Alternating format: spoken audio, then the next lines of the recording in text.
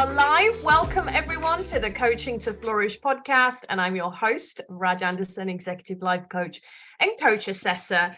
And I am here with John Andrew Williams, who is the founder of Coach Training EDU. And how are you doing, John? Good. I just cleaned my glasses, which might be a metaphor for my life. Now I can see clearly everything. So who knows?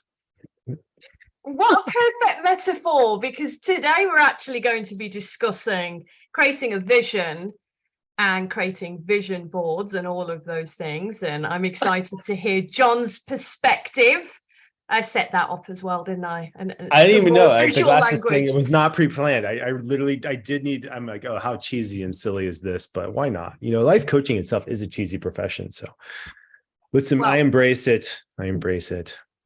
So I'm excited today. I mean, I always am when we come onto this, but I think this topic around creating a vision and a vision recording is one of my favorites. You and I have talked about this before. It's something that I do religiously and diligently and have done for years. Every year, normally about this time, I am revisiting my vision board. Yet I learned a lot from you, John, around vision recording. So why from your perspective, is it important to create a vision? Yeah, well, I remember once I was in my early 20s, and I had just been hired by an organization to lead an education program. And they did a leadership workshop or something. They brought maybe like 30 people in there, and there was a list of maybe 24 different points of leadership, and one of them was vision. And then they asked us to score these out on level of importance. And at the time, in my early 20s, I put it at maybe 23 out of 24 or 20, because I was imagining in my mind the vision was so key that I thought to myself, well, why do you have to articulate it? Why do you have to clarify it? And so I put it as number 23 or 24 out of level of importance. And everyone else had it like level 2 or 3, out of 24. And then the whole facilitator in this thing, and we submitted all these things anonymously. And the facilitator in the workshop said, okay, so who put vision down as 23 out of 24 level of importance? And here I am, I was by far the youngest person in the room by maybe 20 years. And I thought to myself, there's no way I did not raise my hand. I'm like, that's interesting. Whoever did that was silly of them. Like, who is that person? And it was me. That was that one. And I thought, and since then, that really made me think, and this was pre-life coach. This is like, when I was in the middle of getting life coach trained, and this idea of vision came up a lot. And I think for me in that workshop, I really thought, well, why did I put that as 23 out of 24 when everyone else would put it at 2 or 3? And I've since realized the value of vision is, it's not, and clearly articulating it and putting it down and really getting clear on what exactly you're looking for, especially if it's measurable. There is an element where human beings, it's surprising that the misunderstandings that happen in communication are unbelievably common. And it's human nature. And I think what vision does is it helps, the clearer you get, it helps align people towards a common goal. It helps you realize and focus in on that idea of what you're going after, and making that idea of what you're going after even more tangible and real than, let's say, present negative circumstances. That to me was the real power of vision, especially when I was, in the thick of it, just making it month by month. Like, there were times when we had 2 weeks of money left. I'm like, all right, we gotta get some clients, or else what, and the vision of what we were going for, even in those circumstances, there was a belief that vision was possible. It helped us continue to take the hard steps to make this organization, this company, this whole thing happen. So that's where I feel like the two main benefits of vision are, you get a number of people in the same boat. And the clear vision for Coach Training EDU, especially the academic life coaching program, is for every teacher, advisor, everyone who's working with young people to be academic life coach trained. That's it. The education, the whole education model to shift towards one of empowerment away from knowledge basis. That's the vision of academic life coaching. And we have similar visions with wellness and executive. That's the driver. That's the show. And when I really got that clear, it clarified a lot. The path forward, what do we do, decisions.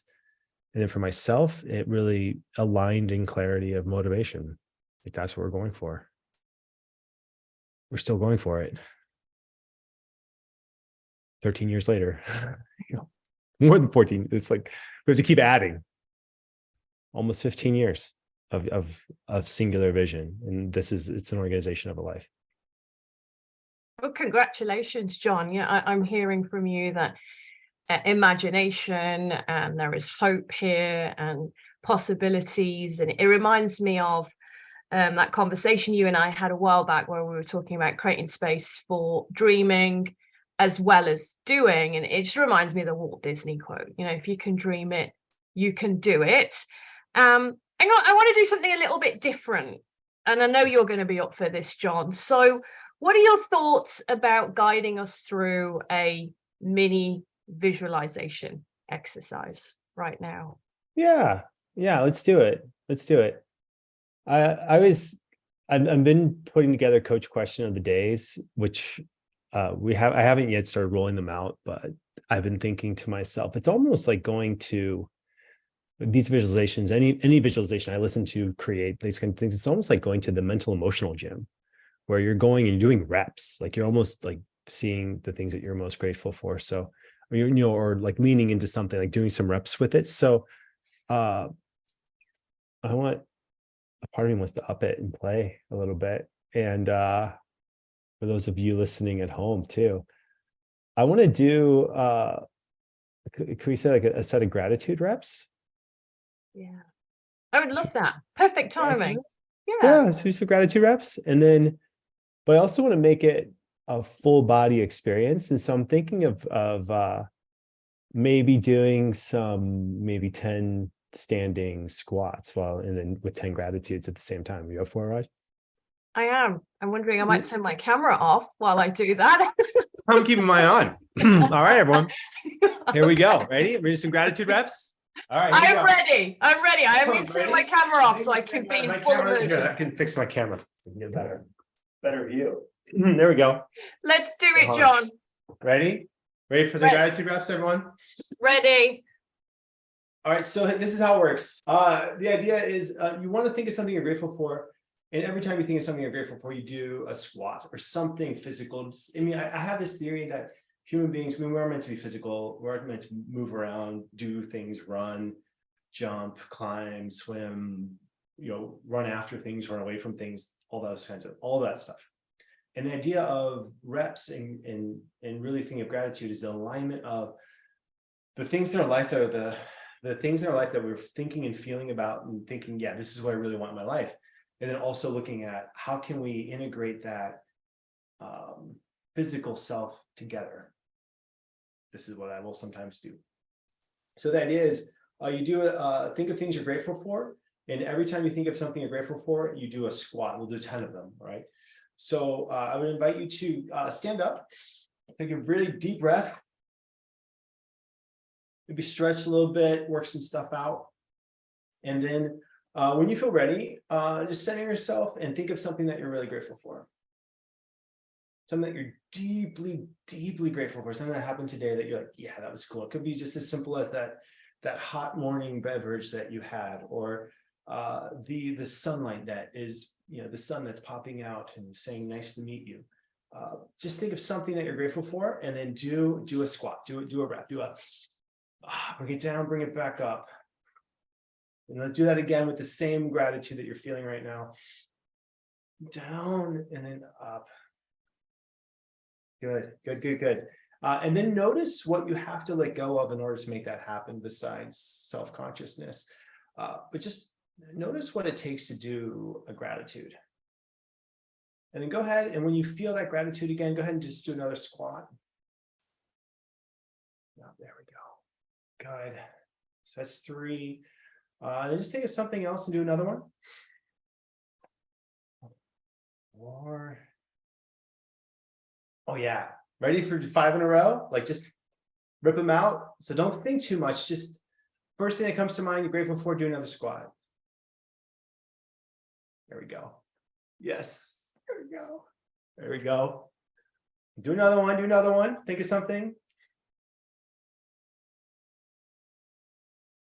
Good, good, good. Keep it going, keep it going. Think of something else, think of something else. There we go, there we go. Yes, good, good, good. 2 more, 3 more, 3 more. Yes. There we go, there we go. All right, all right. All right, all right. Bring it back, bring it back. What was it like, Raj? I'm gonna get you back on camera. I love that, John. I've Yeah. never done it with movement before. Never done it, but yeah, I know it's fun, huh? Yeah. I also noticed tension that I'd been holding in my neck and shoulders I wasn't even aware of. What do you have to let go of? Pressure. Pressure. Yeah. You feel like how on a scale of 1 to 10 aliveness, like how alive? I'm on that like 9. I'm excited. I'm buzzing. And that shift in the mindset with gratitude, you know, because I had a lot on my plate this morning. There are some things that didn't go really very well, and I was a bit down on them. And this just helped me to think about all the things that are actually going great. Mm-hmm. Mm-hmm. Well, some of my gratefuls, they don't have to be intense. Like it literally can be, I'm grateful for the way that the sunlight looks on that plant. I'm grateful for the team, some of the meetings, like what we got to figure out, you know, those kind of things. Yeah. I know I'm doing really well when I can even be grateful for the hard things. And what I've found is the physicality of it. Like when you start to pair a lot of this mental, emotional work with the physical action, which is a lot of what happens in sports psychology, a lot of what happens in sports, there's an integration of we'll call it the frontal cortex with your rest of your body that just, it feels alive. And so that would be the visualization that I would offer that we don't yet have in our program. One of the things I've been looking at playing with, maybe implementing in a leadership program, the ideas of using physical movement, even larger physical movements in creating mental emotional states. Because that motion and emotion are connected, aren't they? I mean, I couldn't help but laugh. You know, I was wondering if any of my neighbors could kind of see me from over there. No, we cannot. Next time, Raj, we'll get you don't worry. On a live call. I loved it. Helped us really shift that energy. John, how would you suggest that coaches can use that kind of thing in a coaching session? I've done it at different times. Some of them don't go well. Like it's just not clients have to be up for it, and it has to be the right kind of client who wants to do this kind of stuff. For me, I like, and we have visualizations, like, you know, it's part of what we do. I mean, it's part of in the curriculum. We have a future self visualization. I think there are, and that's the main one. You know, where you imagine yourself 9 years in the future, or, you know, some set time in the future. And there's so much positive psychology that talks about the benefit of seeing a link to your future self and feeling like that link, that you are going to be the same person, maybe to some, you know, similar characteristics. You know, like, do you view your future self as someone who's different from you, or do you view your future self as someone who is the same as you? It's an interesting question. In the coaching world, in the psychology world, there are implications to both, benefits and drawbacks to both. And that's what we talk about in the course a lot and to use both, you know, and to think of how can I use both at different times, and what are the advantages to those things. when you're looking at this kind of stuff, I use them for just me. And I've been using them for just me for years now, not really putting them into a program, but I think, no, it's ready for a program. But I think this is more leadership based. This is more if you're working with a team of people who, or, you're working with yourself and you're thinking, I need to get out of this rut. Okay, have you done your gratitude rep squats? No, well, go do 10 and then come back. Our daughters think we're nuts, but it works. It works.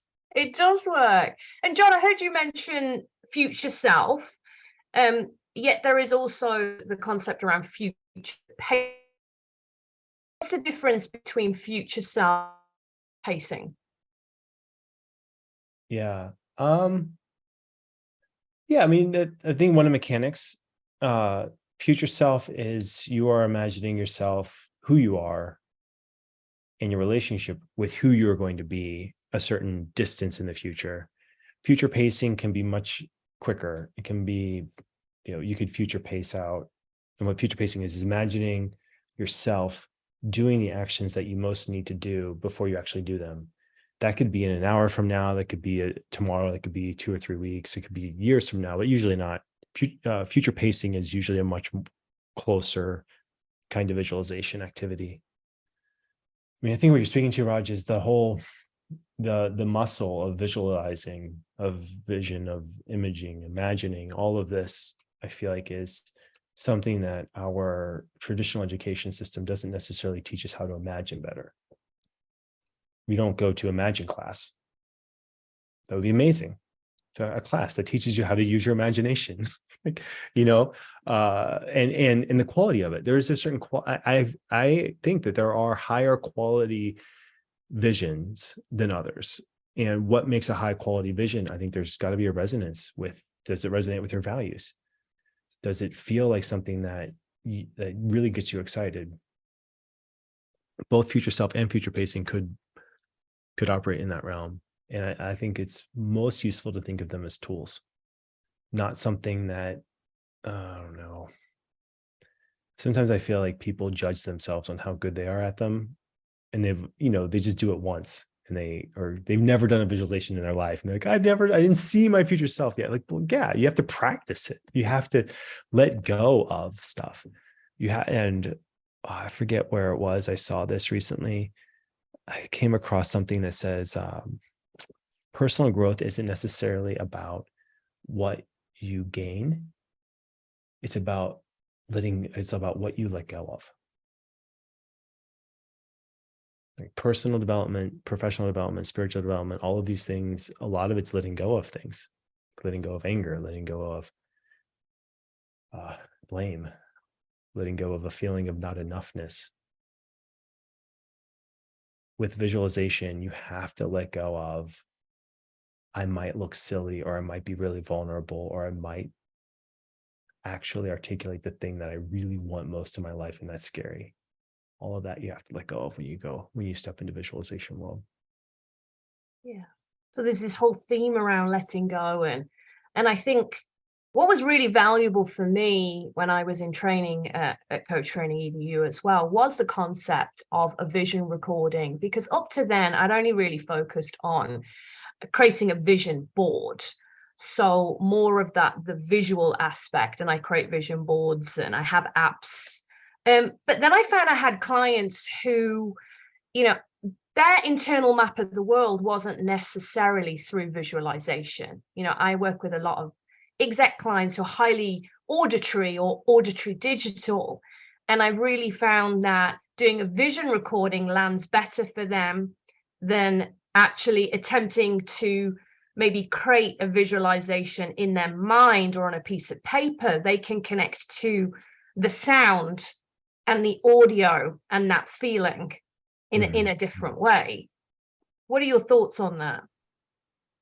Yeah, I mean, you get executives to write their thoughts, feelings, and things like that on audio. Like, you're doing well. Like they do not want to. And the execs I worked with, they do not want to do that. They are not. Yeah, it's hard. It's a challenge to get them to, I found it a challenge to get them to do it, but the ones who did do it loved it. And the way that I explained it to people was what a vision recording is you pick a song that brings an emotion you want to bring, and then you voice record voice record over it, your goals, what you want to have accomplished, perspectives you want to have on top of mind, insights that you've had recently, things you want to be reminded of to help you live your best life. And the people who do it and actually listen to it, it feels like magic. It feels like something that it's such a strong structure to help you stay in an empowered perspective and take meaningful action steps. If you do that, you win. Full stop. Well, thank you, John. I mean, time's gone really quick, probably because we were doing squats today. Yeah, we're lots of team meetings today that needed to happen, but it was good. I'm glad we did them. What is a final message you'd love to leave us all with today? I think when creating a vision recording or doing any of this vision work, I think a lot of times people put a lot of pressure on making the very first one amazing or perfect, or somehow capturing all. Don't just look at it as you're creating a first draft and doing one of many. And I think I maybe have created 24 different vision recordings in my life. And they're lovely in the sense of I can go back and listen to them, and it brings me right back to what was happening in that time period. It's very strong associations. So I think when you're creating them, I wouldn't look at it as I'm creating the ultimate one as much as I'm creating one of many. And I would experiment with different flavors. Don't try to make it perfect. Well, thank you, John. And what I'm taking away from that as well is try not to make it perfect, let it go, and have fun with it. Have fun. Do your gratitude squats. Yeah. Well, thank you as always, John. Thank you for playing with that. Thanks, Thank you for leading us through it live. Please send us any questions that you might have. I'm really grateful for this community and look forward to seeing you next time. Bye, everyone. Thanks.